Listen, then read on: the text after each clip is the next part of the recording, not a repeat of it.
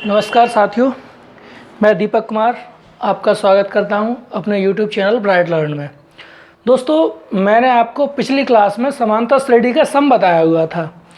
दोस्तों, समांतर श्रेणी की क्लास वहीं पे समाप्त हो चुकी और आज के क्लास में मैं आपके लिए गुणोत्तर श्रेणी को लेकर आया हूँ। एक नया टॉपिक गुणोत्तर श्रेणी को लेकर आया हूँ, ज्योमेट्रिक प्रोग्रेशन को लेकर आया हूँ। एक नया टॉपिक गुणोत्तर श्रेणी को लेकर आया हूँ दोस्तों, ठीक है। ज्योमेट्रिक प्रोग्रेशन को लेकर आया हूं दोस्तों, जियोमेट्रिक प्रोग्रेशन।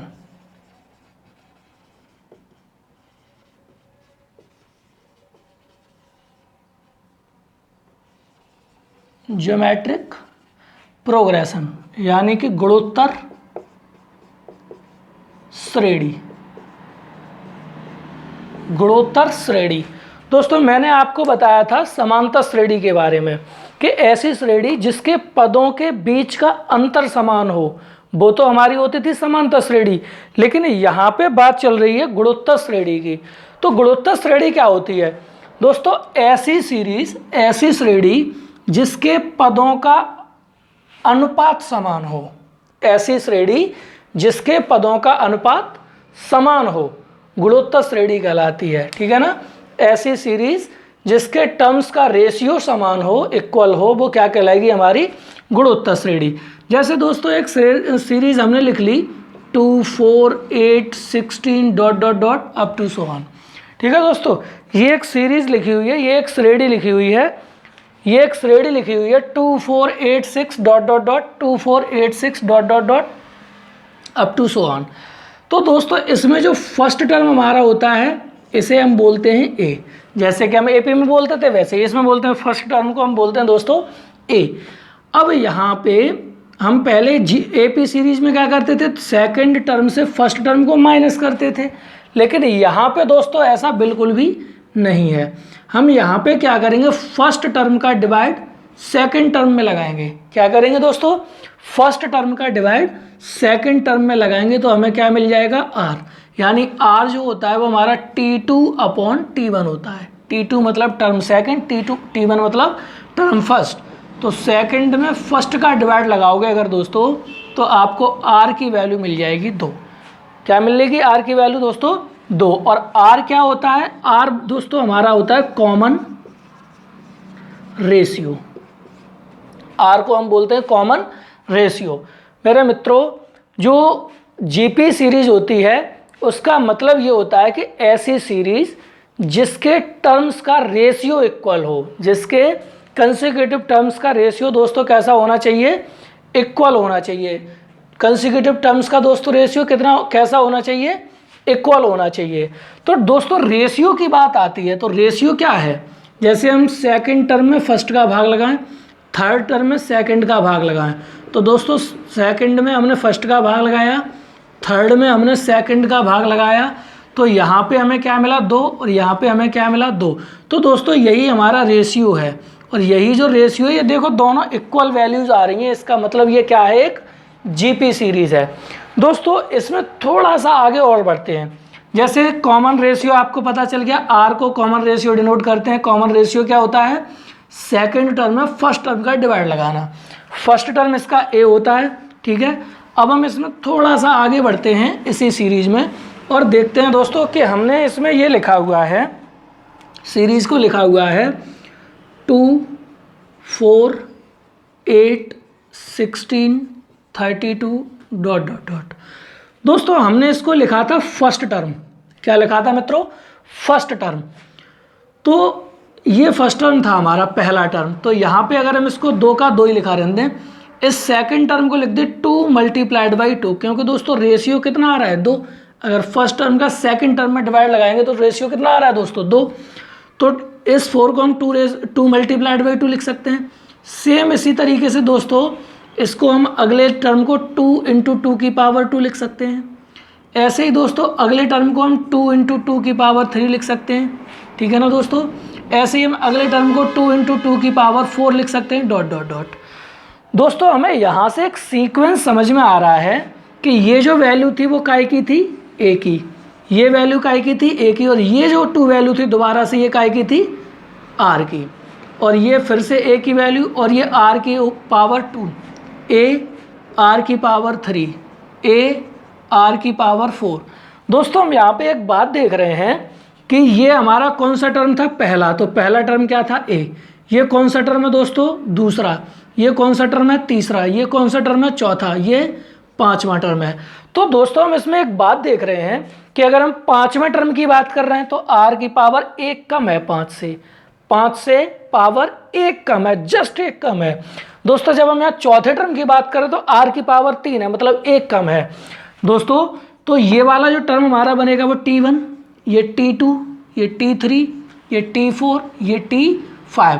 हम देख पा रहे हैं दोस्तों कि जब T2 की बात चल रही तो आर की पावर 1 है, जब T3 की बात चल रही तो आर की पावर 2 है, जब T4 की बात चल रही तो पावर 3 है, T5 की बात चल रही तो पावर 4 है।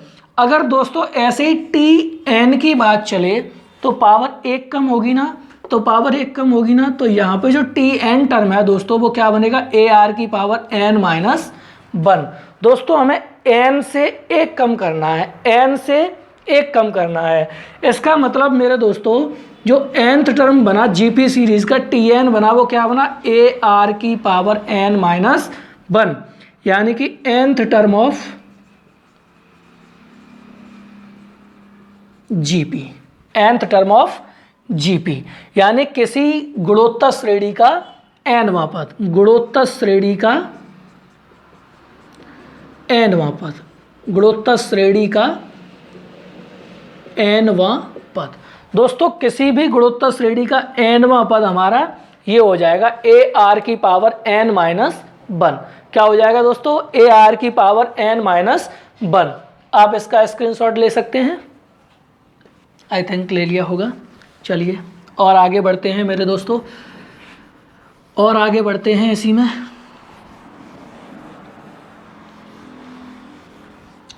इसी में थोड़ा सा और आगे बढ़ते हैं दोस्तों। जैसे अब मैं मित्रों एक क्वेश्चन लिख रहा हूँ, आपके सामने एक क्वेश्चन लिख रहा हूँ और उस क्वेश्चन में मैंने कुछ लिखा है, ठीक है। जैसे मैं एक क्वेश्चन लिख रहा हूँ आपके सामने कि 1 minus 1/2, 1/4, 1/8 dot dot dot, 1 minus 1/2 sorry minus 1/2, 1/4 minus 1/8 dot dot dot. दोस्तों मैं आपसे ये पूछने की कोशिश कर रहा हूँ, क्या ये सीरीज एपी सीरीज है? Is this series is an, sorry AP नहीं GP, is this series is geometric progression? क्या ये सीरीज जीपी सीरीज है? क्या ये एक जीपी सीरीज है? तो दोस्तों जब भी आप जीपी सीरीज का पता लगाएंगे आपको क्या करना है, सेकंड टर्म में फर्स्ट टर्म का भाग लगाना है, थर्ड टर्म में सेकंड टर्म का भाग लगाना है। अगर दोस्तों रेशियो इक्वल आ जाता है देन हम कह सकते हैं कि ये एक जीपी सीरीज है, और अगर रेशियो बराबर नहीं आता है तो फिर वो जीपी सीरीज नहीं है। जैसे दोस्तों 1 का डिवाइड लगाएंगे तो कोई चेंज नहीं आने वाला, यही रहेगा। यहाँ पे इसका यहाँ मल्टीप्लाई, इसका यहाँ पे मल्टीप्लाई, तो ये हमारे पास क्या बनेगा, -2/4। कैलकुलेट करेंगे तो दोस्तों क्या बनेगा, माइनस का 1/2।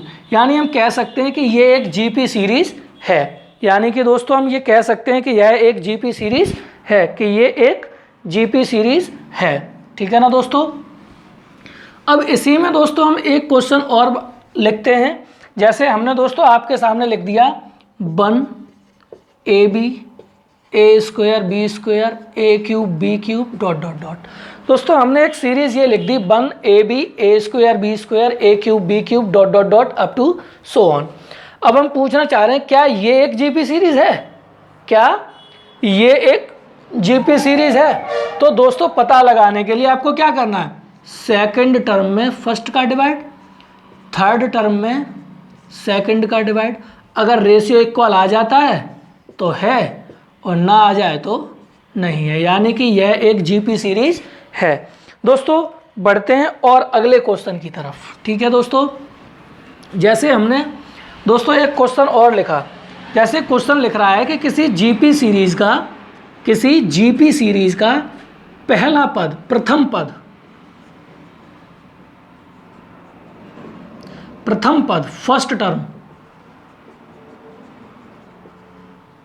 फर्स्ट टर्म, किसी जीपी सीरीज का फर्स्ट टर्म दोस्तों 2 है और सार अनुपात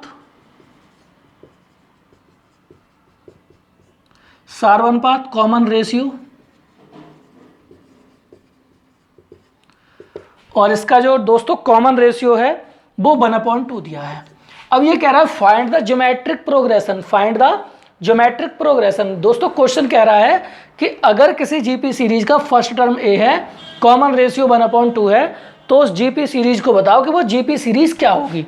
तो दोस्तों जीपी सीरीज को पता लगाने के लिए हम वही फिर से करेंगे अपना A R square A R cube dot dot dot.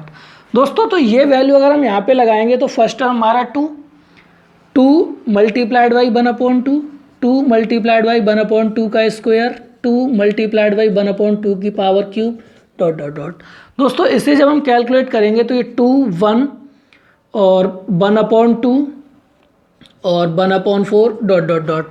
दोस्तों ये जो सीरीज हमें मिली, ये हमें क्या मिल गई, एक जीपी सीरीज मिल गई। दोस्तों ये क्या मिल गई, हमें जीपी सीरीज मिल गई।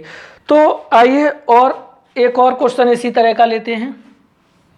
जैसे क्वेश्चन कह रहा है कि कोई जीपी सीरीज है, उसका फर्स्ट टर्म √2 है। कोई जीपी सीरीज है दोस्तों, उसका फर्स्ट टर्म √2 है और उसका कॉमन रेशियो 1/√2 है। तो दोस्तों इसको जब हम कैलकुलेट करेंगे, सीरीज बताएंगे, तो फिर से हमें वही काम, फर्स्ट टर्म √2, फिर से √2, यहाँ √2, यहाँ पे रूट लगा दो, यहाँ पे रूट लगा दो, यहाँ पे रूट लगा दो। मेरे दोस्तों जब हम देख रहे होंगे तो फर्स्ट टर्म तो हमारा √2 बनेगा, सेकंड टर्म 1 बनेगा, ठीक है ना दोस्तों। सेकंड टर्म हमारा 1 बनेगा, लेकिन थर्ड टर्म हमारा 1/√2 बनेगा, ठीक है दोस्तों। और हमारा जो अगला टर्म बनेगा वो हमारा 1/2 बनेगा, और ऐसे ही करके हमारा ये एपी सीरीज बढ़ता चला जाएगा। दोस्तों ऐसे ही हमारा एपी सीरीज बढ़ता चला जाएगा। आइए बढ़ते हैं एक नए पैटर्न की तरफ, एक नए क्वेश्चन की तरफ। जैसे दोस्तों एक क्वेश्चन लिखा हुआ है जीपी सीरीज का 1 4 16 64 डॉट डॉट डॉट। दोस्तों एक क्वेश्चन लिखा हुआ है 1 4 16 64 डॉट डॉट डॉट। इस सीरीज का ये मित्रों हमसे पूछ रहा है कि इसका find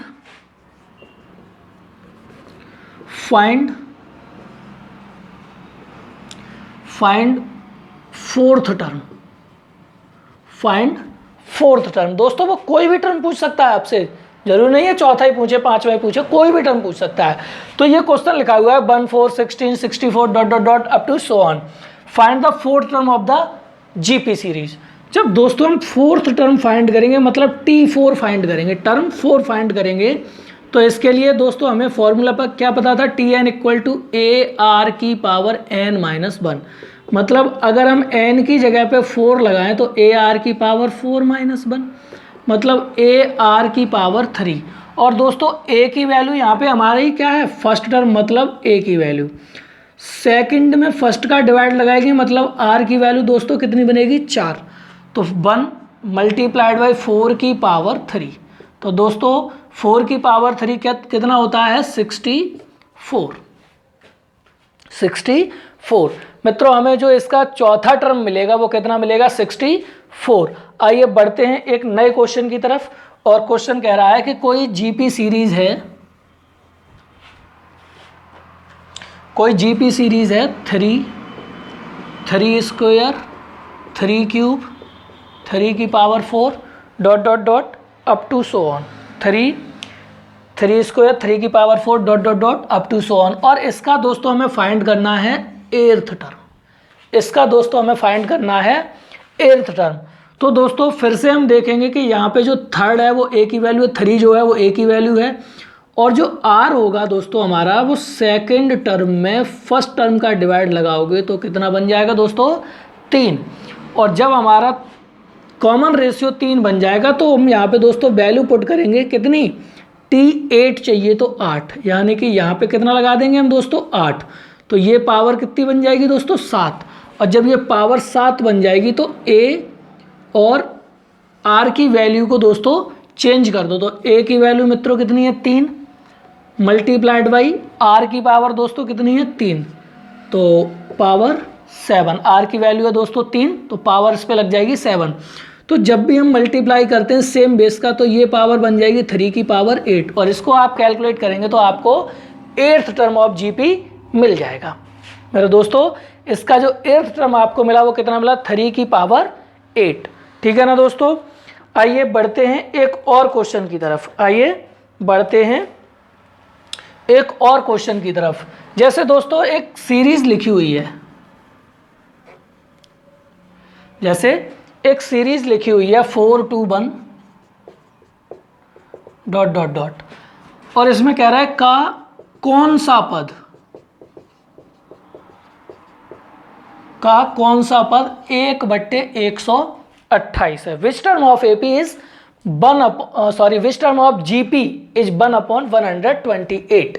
which term of GP is 1/128। इस जीपी सीरीज का कौन सा टर्म 128 है। इस जीपी सीरीज का दोस्तों कौन सा टर्म 1/128 है या 1/128 है। कौन सा टर्म 1/128 है। आइए दोस्तों तो इसमें देखते हैं कि ये क्या पूछ रहा है हमसे, कौन सा टर्म, मतलब ये हमसे दोस्तों n की वैल्यू पूछ रहा है। तो हम इसको tn लेट करके चलते हैं, मतलब हमें tn की वैल्यू ये दे रखी है, लास्ट टर्म इसने हमें ये दे रखा है, और कॉमन रेशियो इसने हमें दे रखा है सेकंड में फर्स्ट का डिवाइड, मतलब 1/2। दोस्तों ये हमसे n की वैल्यू फॉट आउट करवा रहा है, कौन सा टर्म हमसे पूछ रहा है। तो दोस्तों हम इसमें यही सेम फॉर्मूला लगाएं, tn equal to A R की power n minus 1 into tn equal to A R की पावर n माइनस 1। तो जब हम इसको लगाएंगे तो दोस्तों tn की वैल्यू इसने हमें क्या दे रखी, 1/128। और दोस्तों a की वैल्यू इसने हमें दे रखी है इधर, a की वैल्यू दोस्तों इसने हमें दे रखी है इधर कितनी, 4। ये जो है ये हमारी a की वैल्यू है, a की वैल्यू दोस्तों इसने हमें दे रखी है 4। और दोस्तों इसने हमें r की वैल्यू भी दे रखी है कितनी, 1/2 और n माइनस 1। दोस्तों जब इस 4 को हम इधर डिवाइड में लेके आएंगे तो ये बन जाएगा 1/4 मल्टीप्लाइड बाई 128, और ये क्या लिखा है 1/2 की होल पावर n माइनस 1। दोस्तों अगर इसे हम देखें तो ये हमारा क्या होता है 2 की पावर 2 4, और ये होता है दोस्तों हमारा 2 की पावर 7, है ना, और ये 1/2 की पावर n माइनस 1। दोस्तों ये हमारा बन जाएगा 1/2 की पावर 9, मतलब इसको हम लिख सकते हैं होल पावर 9, और ये 1/2 होल पावर n माइनस 1। अगर हम दोस्तों कंपैरिजन करें तो n minus 1 equal to 9, it means n equal to 10। इसका मतलब मेरे दोस्तों ये है कि इस जीपी सीरीज का जो nth टर्म है यानी कि 10th टर्म है वो 1/128 है। इस जीपी सीरीज का जो 10th टर्म है वो 1/128 है। आइए दोस्तों बढ़ते हैं एक और क्वेश्चन की तरफ। जैसे दोस्तों क्वेश्चन लिखा हुआ है कि 16 8 4 2 ... का कौन सा पद 1/16 होगा, का कौन सा पद 1/16 होगा। तो मेरे दोस्तों जो पहला टर्म है वो a है, फर्स्ट का सेकंड में डिवाइड लगाओगे तो मेरे दोस्तों आपको 1/2 मिलेगा जो कि r की वैल्यू होगी, और दोस्तों ये है लास्ट टर्म, ये होगा हमारा tn। तो हम दोस्तों यहाँ पे वैल्यूज़ को चेंज करें तो यहाँ पे 1/16, दोस्तों a की वैल्यू यहाँ पे कितनी थी 16, और दोस्तों r की वैल्यू सेम है 1/2। अब इसको जब हम कैलकुलेट करेंगे दोस्तों तो ये 16 मल्टीप्लाइड बाई 16 और इधर 1/2 की पावर n माइनस 1। दोस्तों ये जो 16 है ये 2 की पावर 4 है, ऐसे ये भी 2 की पावर 4 है, मतलब ये कुल मिला के जो पावर बनेगी 1/2 की होल पावर 8, यानी कि n माइनस 1 इक्वल टू मित्रों में कितना मिलेगा 8, मतलब n की वैल्यू हमें कितनी मिल जाएगी 9। दोस्तों ये तो जीपी सीरीज का कोई टर्म फाइंड करने का तरीका था, nवा टर्म, कोई भी टर्म जो मिसिंग है या वो पूछ रहा है कि ये वाला टर्म बताओ, तो किसी भी सीरीज का nth टर्म फाइंड करने का दोस्तों ये तरीका था। चलिए दोस्तों मिलते हैं अगली वीडियो में, वीडियो को देखते रहें, लाइक शेयर और सब्सक्राइब करते रहें। धन्यवाद।